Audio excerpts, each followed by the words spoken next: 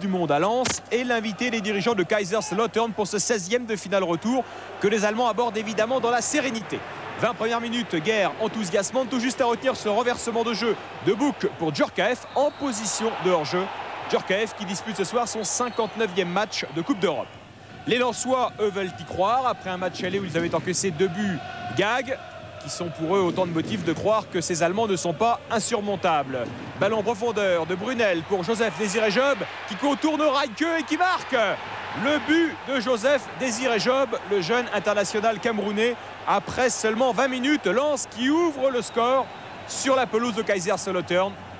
Job qui a contourné Reinke et qui se joue de Jeff Strasser, l'ancien Messin, dont la main ne sert à rien.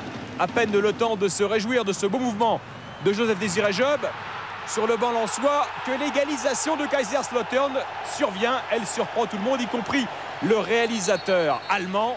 Guillaume Varmuz proteste auprès de l'arbitre assistant, mais ce dernier est formel. Le ballon a bien franchi la ligne. On revoit tout ça au ralenti avec le centre venu du côté de Bouc. La remise de la tête de Wagner pour Ristoff. La frappe de Ristoff que Valérien Ismaël manque de peu de renvoyer sur la ligne. Valérien Ismaël qui touchera même le ballon avec la main. Et les Allemands qui égalisent moins d'une minute après avoir encaissé le but de Joseph Désiré Job. Sur les bancs, guerre de parallèle entre la placidité de François Brisson et l'exubérance d'Otto Rehhagel, l'entraîneur charismatique de Kaiserslautern. Kaiserslautern qui, après un début de match difficile, reprend les choses en main. Centre de Wagner, il a vu Youri Djorkaeff au deuxième poteau. La reprise de volée de Djorkaeff qui s'envole du côté des supporters lensois. Djorkaeff qui avait rencontré et battu avec l'Inter de Milan un club français, c'était Lyon, il y a 2 ans, Coupe de l'UEFA. Les Lensois, eux, jouent tous les coups à fond. Roll, le centre. Reinke, le gardien allemand qui s'oublie quelque peu, chargé par Pascal Nouma, et ça profite encore à Joseph Désiré Job qui réussit le doublé. Il en avait réussi en championnat contre le Paris Saint-Germain, mais là c'est son premier en Coupe d'Europe et ça permet aux Lensois, juste avant la pause, de prendre l'avantage de Buzyn et surtout de revenir à égalité sur l'ensemble des 2 matchs. 2-1, c'est évidemment le score à la pause avec ce doublé Job. La pression sur les buts de Guillaume Varmuz en début de 2e période. Avec la tête de Ristoff, il est battu Varmuz et c'est Valérien Ismaël qui sur sa ligne repousse le ballon sans cette fois mettre la main. Encore et toujours les Allemands de Kaiserslautern à l'attaque. Le ballon sur le côté. Il est passé Ristoff entre plusieurs joueurs. La frappe de Ristoff détournée par Varmuz, elle revient sur Sforza. Et la balle qui cette fois s'écrase sur la barre transversale. Malheureux le capitaine de Kaiserslautern, Sforza, qui n'avait pas joué le match aller, il était suspendu et qui faisait son grand retour ce soir. Malheureux comme son entraîneur, Otto Rehhagel. Varmuz était totalement battu sur ce coup-là. Et la chance qui semble donc avoir choisi son camp. Les Lensois, comme en première mi-temps, jouent tous les contres à fond. Ouverture de Brunel pour Job. Job qui fixe corps, qui frappe. Et c'est le 3e but lensois, 55e minute. Encore et toujours Joseph Désiré Job. Tout un symbole que de voir ce jeune attaquant formé à l'Olympique lyonnais passer 3 buts aux Allemands. Avec la complicité, vous allez le voir, de Strasser.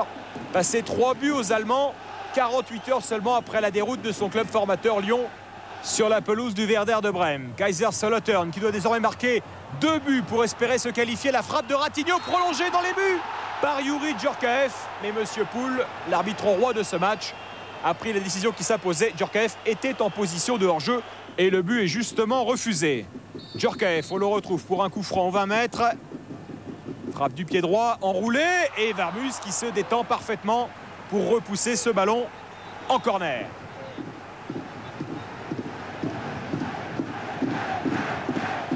Otto Rehhagel veut y croire, il encourage ses joueurs.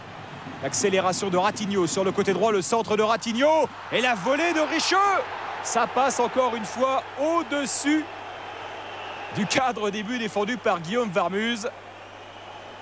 Énorme occasion encore pour les Allemands avec Richeux et toujours cet avantage au score de 3-1 pour des Lensois qui repartent à l'attaque. Varmuz avec le Ghanéen Alex Nyarko qui emmène ce ballon en appui avec Job. Nyarko qui poursuit son effort. Il écarte le dernier défenseur de Kaiserslautern et se présente seul face à Reinke. Il croise parfaitement sa frappe, le 4e but lensois. à la dernière minute du temps réglementaire. Une course énorme du Ghanéen Alex Nyarko, ancien joueur de la Bundesliga. Une course de plus de 60 mètres pour aller exécuter Reinke et signer le 4e but du Racing Club de Lens sur la pelouse de Kaiserslautern. Cette fois, il est dépité, Otto Rehhagel. Il a compris que ce soir, tout souriait aux Lensois et rien, absolument rien à son équipe, qui subit dans les dernières minutes un véritable calvaire avec la frappe de Jocelyn Blanchard, repoussée par Reinke en corner. La dernière frappe du match pour Jocelyn Blanchard et des Lensois qui signent un véritable exploit en l'emportant 4-1 en Allemagne.